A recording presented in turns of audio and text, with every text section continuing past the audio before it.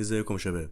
تسونامي خطير جدا بيضرب مدينة كاملة وبيغرقها، ومش بيفضل غير عدد قليل جدا من الأحياء محاصرين بأسماك القرش من كل اتجاه. يبدأ فيلمنا في استراليا على شاطئ من شواطئ البحر، وبنشوف روري رايح يصحي صاحبه جوش من العربية، وبنفهم من كلامه ان جوش هيتجوز تينا أخت روري. فبيفوق جوش ويروح للشاطئ عشان يقعد مع تينا شوية. بعد شوية بنشوف جوش وهو قاعد مع تينا، وتينا بتعرفه ان هما بعد ما يخلصوا المصيف هيسافروا لسنغافورة. في الوقت ده بنشوف روري اللي خد لوح التزلج ودخل بيه لمية البحر، ومش بياخد باله من ظل كائن عملاق كان معدي من تحتيه. وبنشوف واحد من السباحين اللي في المية بيتساحب فجأة، ومش بيتبقى من الراجل ده غير آثار الدم على وش المية. وبنلاقي مراقب الشاطئ بيلاحظ اللي حصل للسباح ده من بعيد، فبيشغل المراقب جهاز الإنذار وبيعرفه إن في قرش في المية. وجوش بيلاحظ إن صاحبه لسه جوه المية، فخد الجيت سكي ودخل المية بسرعة عشان يلحق صاحبه. وبتفضل تينا تحذره ما يدخلش المية، وفي نفس الوقت كانت مرعوبة على أخوها اللي في البحر. جوش بيحاول يحذر صاحبه من بعيد إن في سمكة قرش في المية، لكن روري ما كانش سامع منه ولا كلمة. وفجأة سمكة القرش بتنط من تحت لوح تزلج وبتكسره، وبترمي روري في المية. فعلى طول جوش راح يمسك ايد صاحبه وحاول يطلعه على الجيت سكي، لكن للأسف القرش سحب روري تحت المية وخلص عليه، ومش بيتبقى منه غير آثار الدم. بعد سنة من اللي حصل ده بنشوف جوش في بيته، وبيكون جوش انفصل هو وتينا عن بعض، وده لأن جوش فضل حاسس بالذنب إنه ما قدرش ينقذ صاحبه. وكان جوش فاتح على تلفزيون وهو بيعمل الفطار. جوش بيسمع أخبار البحار وبيعرف إن في هجمات من القروش على الشواطئ، وده اللي خلاه يحزن لأنه افتكر روري. جوش بعد ما بيفطر بيخرج للشارع عشان يروح شغله. فضل جوش ماشي ولاحظ إن الطيور كلها جاية من ناحية البحر بشكل غريب جدا. في مكان تاني بنشوف اتنين في عربية شكلهم مريب، وكانوا واقفين عند محل وبيخططوا انهم يسرقوه، لكن بيلاقوا الشرطة في كل مكان فقرروا يغيروا المكان. بنرجع لجوش اللي وصل لمكان شغله وكان شغال في هايبر ماركت. بنشوف زبونة من الزباين اسمها جيمي كانت بتسرق الحاجات من على الرفوف، لكن كان حارس الأمن واخد باله منها كويس. لكن جيمي بتاخد بالها من الحارس وبتطلع تجري وبتدخل أوضة المراقبة وبتستخبى، وبالصدفة بتلاقي حبيبها ريان شغال في مكان، فبتجري عليه بسرعة. لكن فجأة مدير المكان والأمن بيدخلوا عليهم. المدير طلب تفتيش جيمي، لكن ريان طلب من أوليز المدير يخصم كل حاجة سرقتها من مرتبه. لكن أوليز صدمه وعرفوا إنه مطرود أصلا، وإنه من هما الاتنين هيفضلوا هنا لحد ما الشرطة توصل. نرجع لجوش بيكون شغال بشكل طبيعي وبيتكلم مع صاحبته نعومي، لكنه فجأة بيسمع صوت مش غريب عليه، وبيبص جنبه وبيطلع من صوت تينا اللي ما شافهاش من سنة كاملة. وبتطلع انها كانت بتتسوى مع حبيبها الجديد، وبتكلم جوش شوية مع تينا. لكن أوليس بيجي وبيأمر جوش ينظف الحمامات، فبيتحرك جوش جدا وبيمشي. بنشوف الاتنين اللي كانوا في العربية وعايزين يسرقوا محل، وصلوا لجراج الهايبر ماركت اللي شغال جوش فيه، وكان واحد منهم اسمه دويو والتاني سودي. بيوصل شرطي من الشرطة وبيكون ده تود والد جيمي. بياخد تود بنته عشان يمشوا، وفي طريقهم لجراج العربيات بيفضل يديها في دروس عشان تحسن من اخلاقها وما تسرقش. لكن جيمي ما كانتش مهتمة اصلا وركبت العربية. لكن تود قبل ما يركب لاحظ واحد من المجرمين داخل الهايبر وهو مسلح، فبياخد تود هو كمان سلاح من عربيته وبيروح ورا الراجل ده. بنشوف الراجل المسلح اللي داخل الهايبر ماركت وكان اسمه دين. دين راح لمكتب المدير ودخل من غير ما حد يلاحظه ورفع سلاحه على المدير وأمره يجيب كل الفلوس اللي في الخزنة. لكن أوليس بيوريه الخزنة وإنها ما فيهاش فلوس، فبياخده دين وبيخرج بيه وهو مهدده بالسلاح عشان يخليه يجيب الفلوس اللي عند الكاشير. لكن دود كان شايفه وعامل له كمين، وبيقدر تود يثبت دين بالسلاح بتاعه. لكن دويو ظهر هو كمان وكان ماسك واحدة كراهينة. بنشوف ريان وهو وجيمي مع بعض في جراج العربيات، وريان كان زعلان انه فقد الشغل الوحيد بتاعه، فبتحس جيمي بالذنب ودخلت الهايبر ماركت عشان تتكلم مع المدير. بنشوف جوش وهو في الحمام وبيلاقي المية بتروح وبتيجي بضغط عالي، وفجأة بيسمع صوت طلقة وبيخرج بسرعة من الحمام. جوش لقى ان دوي خلص على واحدة وتينا تحت تهديد السلاح. فجأة المكان بيبدأ انه يهتز ويحصل فيه زلزال، وعند الشاطئ بنشوف مية البحر وهي بترجع لورا بعيد عن الشاطئ. وفجأة المية بتعمل تسونامي كبير جدا بيدخل على المدينة، وحرفيا التسونامي ده غرق كل حاجة في المدينة، وكمان المية دخلت جوه الهايبر ماركت. ونشوف ريان اللي كان في عربيته وفجأة مية التسونامي ضربته، وكمان كان في واحد وزوجته في عربية جنبه برضه المية ضربتهم. بعد ما التسونامي بيهدى والمية بتهدى بنلاقي الهايبر كله اتدمر، وبيخرج جوش من المية وبيلاقي عدد قليل جدا من الناس أحياء. جوش بيساعد تود وبيخرجه هو وستيفن من المية، وبيحاول جوش يخرج الحديدة اللي دخلت جوه رجل تود. فطلب جوش من ستيفن يدور على أي إمدادات تساعده عشان يوقف جرح تود. وفي الوقت ده بتشوف جيمي والدها وبيخرجها جوش بسرعة من المية، وبتفتكر كمان إن حبيبها ريان في جراج العربيات وكانت هتروح عشان تلحقه، لكن دين عرفها إن أكيد كل اللي في الجراج ماتوا من المية. وبتحزن جيمي على ريان.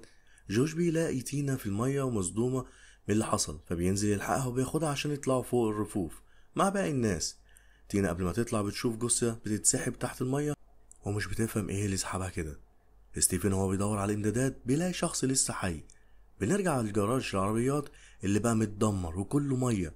بنشوف ان عربية الزوجين ما دخلش فيها ولا نقطة مية، لكن كانوا خايفين لانهم حاسين بحركة جنبهم، فبيبصوا هما الاتنين وراهم وبيتصدموا لما بيلاقوا جثة. بنشوف ان ريان لسه حي وموجود في عربيته وبرضه ما دخلهاش مية، لكن ريان قرر انه يخرج عشان ينقذ نفسه وبالمرة يدور على ناجيين. وبيكسر ريان ازاز الشباك وبيخلي المية تدخل العربية، وبعدها هو بيخرج وبيقدر فعلا ريان يطلع لفوق المية وبينادي على الناجيين، لكن محدش بيرد. فجأة في حاجة بتعدي تحت رجل ريان وبتقع في المية، فبيطلع بسرعة ريان من المية وهو مرعوب ومش بيكون عارف ايه اللي حصل ده. فوق عند جوش كان بيعتني بجرح تود وبيكلم أوليس وبيعرف كل الناس إن المية منسوبها بيعلى بشكل تدريجي ولو فضلوا هنا هيموتوا ولازم يشوفوا حل. جوش بيقول لهم إنه مش هيعرف يروح يدور على مخرج ويسيب تود في حالته دي، وعشان كده جوش قال لهم حد فيهم يطلع ويتطوع ويدور على مخرج. فنزلت تينا وستيفن وراحوا يدوروا. دين عرض على جوش إنه يروح ويتأكد من مخرج البضايع لو في باب هناك يخرجهم، لكن اتدخل تود وعرفه انه مش هيروح لاي مكان، وامر تود بوب راجل الامن انه هو اللي يروح ويتاكد. في جراج العربيات كان الزوجين لسه في عربيتهم وخايفين، وكان كلبهم مركز مع حاجه في الميه وقاعد بينبح عليها. راين بيطلع على العربيات وبيلاحظ حاجه بتتحرك في الميه. جوش هو كمان بيلاحظ حاجه بتتحرك تحتهم في الميه، فبينبه جوش الكل انهم يخرجوا حالا من الميه. ستيفن وتينا خرجوا بسرعه من الميه، لكن بوب ما كانش لحق يخرج، وفجأة حاجة سحبته تحت المية والكل اترعب لما سمع صوت صراخ بوب. لكن فجأة بوب بيخرج من المية وبيطلب من جيمي تساعده. بتحاول جيمي على قد ما تقدر تلحقه، لكن في حاجة تحت المية بلعت كل جسمه وما تبقاش منه غير دراعه اللي في ايد جيمي. وكلهم طبعا تعبوا جدا من المنظر، لكن المشكلة الأكبر إنهم لقوا طول الكائن ده حوالي 7 متر، وده اللي أكد لجوش إن دي سمكة قرش وحذرهم كلهم. وبنرجع لريان اللي كان بيدور على أي مخرج يهرب منه، ومع الزوجين اللي لسه في عربياتهم كانوا بيتخانقوا مع بعض. وطلب سويل الزوج من هيزر زوجته الكوتش بتاعها عشان يكسر بالإزاز، لكن هيزر فتحت له فتحة السقف وخرج سويل من فتحة السقف ولقى ريان، فطلب منه سويل يلحقهم. وريان وهو فضلوا يتكلموا مع بعض عشان يعملوا خطة يوصلوا بيها لبعض، لكن فجأة بتحذر هيزر زوج جوزها إن في سمكة قرش، فبينزل على طول سويل من فتحة السقف وبيقعد جنب زوجته. وسمكة القرش خبطت إزاز العربية وكسرت جزء منه. عند المجموعة اللي في الدور اللي فوق كانوا بيفكروا في حل للموقف اللي هم فيه حاليا، لكن حصلت مشكلة تانية وسلك الكهرباء وقع وكان فاضل له تكة ويلمس المية، ولو طبعا السلك لمس المية كلهم هيموتوا.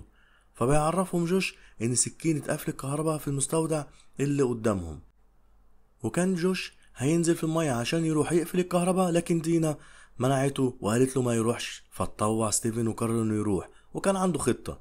ستيفن قبل ما ينزل المية حط على جسمه حديد بالكامل عشان القرش ما يقدرش يقرب له، وبيحط ستيفن خرطوم في بقه عشان يتنفس بيه، وبينزل للمية وبيمسك جوش الخرطوم لستيفن، وبيقابل ستيفن القرش في طريقه.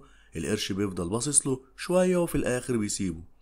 بعد ما ستيفن بيتحرك وبيوصل للمستودع بتكون سكينة الكهرباء قدامه، لكن المشكلة بقى ان الخرطوم اللي بيتنفس منه بيكون قصير، ولازم ستيفن يشيل الخرطوم عشان يتحرك ويقفل السكينة.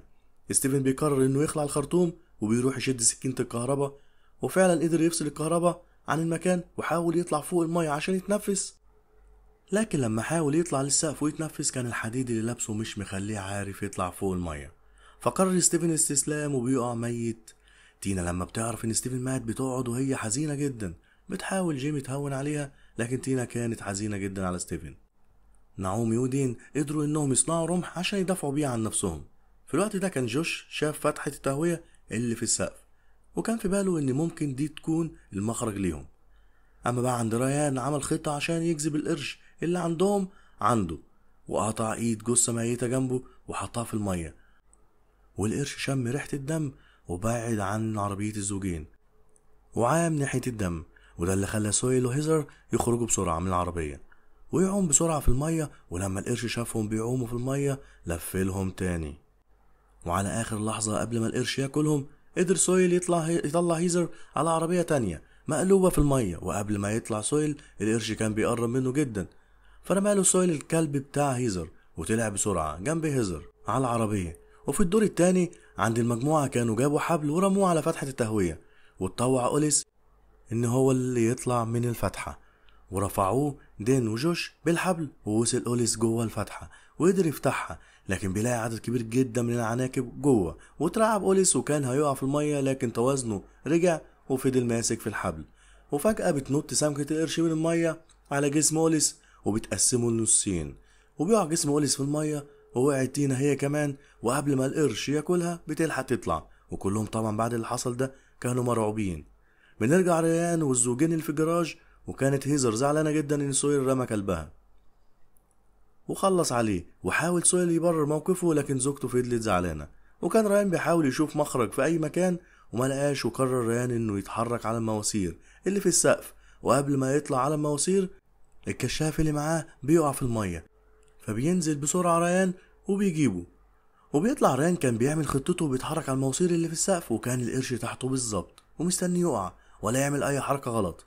وفجأة بتتزحلق رجل ريان وكان هيقع، وللأسف فعلا ريان بيقع في المية والقرش مش بيلحقه ياكله، لأن سويل وهيزر لحقوه قبل ما يتاكل وطلعوه على العربية. سويل هو بيطلع ريان مع زوجته بيتزحلق بالغلط لورا وبيقع في المية، ومش بتلحقوا زوجته وريان، والقرش بيقطع سويل قدامهم.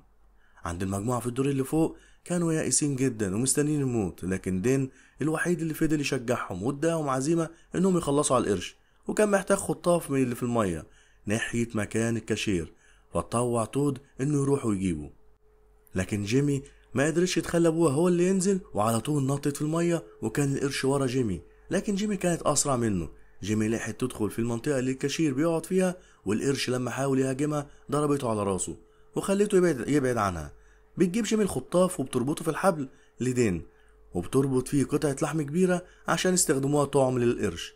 وبعد كده بيسحب دين وبيقدر يطلعوها من المية. بعد شوية بيبدأ جوش في عمل الطعم والخطاف للقرش، وبتلاحظ تينا في رقبته السلسلة بتاعت أخوها روري، وعرفها إنه عمره ما نسي صاحبه من يوم ما مات، وإنه كل الفترة دي كان حاسس فيها بالذنب وبيعتذر لها لأنه سابها وهي ملهاش دخل بحاجة. وبعد كده بيرمي الخطاف باللحمة في المية، والقرش بيعدي من جنب اللحمة ومش بيديها أي اهتمام. وقال واحد في المجموعة اسمه كيربي إن أكيد القرش عايز لحم بشري. وفجأة بيطلع كيربي ده مسدس من جيبه وبيمسك نعومي وبيهدد اللي هيقرب منه هيخلص عليها. وبيظهر كيربي معرفته بدين، وبيطلع إن كيربي هو دودي المجرم اللي المفروض ميت في المية، وبيطلع إنه غير هدومه مع جثة عشان محدش يكشفه. رمى دودي نعومي في المية للقرش وبيرفع سلاحه على جوش عشان ما يقربش منه، لكن فجأة دودي بيتطعن من ظهره بالرمح، وبيطلع اللي عمل كده دين، وبيطلع بسرعة نعومي من المية وبيحط دين الخطاف في جسم دودي وبيرميه مكان نعومي. وبنشوف القرش جاي وبياكل دودي، والخطة بتنجح والخطاف بيدخل جوه بق القرش، وده اللي هيخليه ثابت في مكانه ومش هيقدر يعوم وراهم. عند ريان وهيزر كانوا لسه على العربية، وفجأة بيجي من وراهم الكلب بتاع هيزر وبيطلع انه لسه عايش، وبيعوم الكلب لحد هيزر، وهيزر بتبقى فرحانة جدا انه لسه حي. وبتيجي لريان فكرة وبيمسك حديدة وبيفضل يخبط بيها على المواسير، والصوت بيوصل للمجموعة اللي في الدور اللي فوق، وبتتأكد جيمي ان ده ريان وانه حي. جيمي بتنط في المية عشان تروح تنقذ ريان، وبينط جوش وراها عشان يلحقها. بيطلب تود من جوش ياخد باله من بنته، وبتودعه تينا كمان وبتديله جوش سلسلة اخوها. جوش بيروح ورا جيمي وبيقفل الباب اللي عند المجموعة عشان نسبة المية ما ترتفعش اكتر عليهم، وبيفتحوا الباب اللي عند الجراج، والمية اللي كانت عند السلم بتدخل على الجراج. وبتلاقي جيمي ريان وبيحذرها ريان وهيزر بسمكة القرش، فعلى طول جوش بياخد جيمي وبيطلعوا فوق عربية من العربيات على اخر لحظة، وبتطلع دي يعني دي عربية والد جيمي، وبتعرفوا جيمي ان في بندقية في العربية لازم يجيبها ويخلص بيها على القرش. بينزل جوش للعربية وبيجيب البندقية منها وبيطلع يحط فيها طلق، وبينزل للمية عشان يخلص على القرش. وبيقرب من القرش منه وبيفتح بقه قبل ما القرش يبلعه. كان جوش مخلص عليه. بنشوف المجموعة التانية اللي وصلت عند المخرج ولقيته مسدود بعربية، وبيوصل دين العربيات بالكهرباء عشان يبدأ يفجرها، لكن بيحصل زلزال في المكان وبيكون سببه القرش اللي مربوط بالخطاف. والقرش بيحاول يحرر نفسه وفعلا بيقدر يشيل الخطاف من بقه. وبيلاحظوا جوش وبيقرر انه يقتله بنفسه، وبيحذر الكل انهم يطلعوا من المية. جوش لما بيدوس على زرار البندقية بيلاقيها مش بتضرب بسبب المية اللي دخلت لها. فقبل ما القرش يجي عنده بينط جوش على المواسير اللي في السقف وبيعلق جسمه فيهم. بيطلع جوش مسدس الكهرباء بتاعه بيضربه على القرش، وبنشوف القرش وهو بيتكهرب في المية وبيموت. وبيشغل دين الكهرباء اللي في السلوك وبيفجر العربيات اللي سد المخرج، وكل العربيات بتتفجر والمخرج بيتفتح لهم. والمجموعة بتخرج وبتشوف الدمار اللي حصل في مدينة، وان تسونامي دمر كل حاجة حرفيا. وفجأة بيلاقوا طيارات هليكوبتر فوقهم بتنقذ الناجين، وبكده بتكون المجموعة قدروا انهم ينقذوا نفسهم ويخرجوا احياء من وسط القروش.